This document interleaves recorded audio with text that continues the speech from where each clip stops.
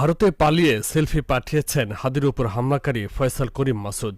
রোববার দিবাগত রাতে এক ফেসবুক পোস্টে এমনটাই দাবি করেছেন আল জাজিরার প্রবাসী বাংলাদেশি সাংবাদিক জুলকারনাইন সায়ের। ইনকিলাব মঞ্চের আহ্বায়ক ও ঢাকা ৮ আসনের সম্ভাব্য স্বতন্ত্র প্রার্থী শরীফ ওসমান হাদিকে হত্যার উদ্দেশ্যে গুলি করা ফয়সাল করিম মাসুদ ওরফে দাউদ খান ভারতে পালিয়ে গেছেন বলে আগেই দাবি করেছেন আল জাজিরার প্রবাসী বাংলাদেশি সাংবাদিক সায়ের। এবার আরেক দাবি করলেন তিনি।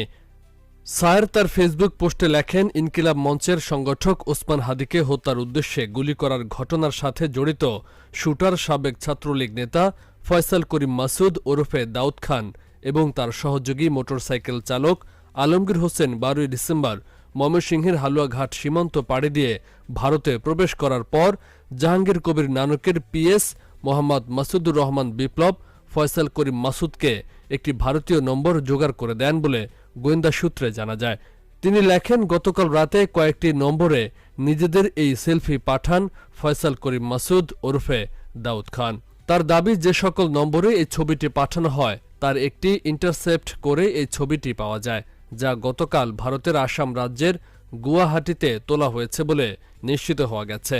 এখন প্রশ্ন হচ্ছে, এত নিরাপত্তার মধ্যেও কিভাবে পাড়ি দিয়েছে ভারতে? নাকি সায়ের তার মনগড়া গল্প বলছে?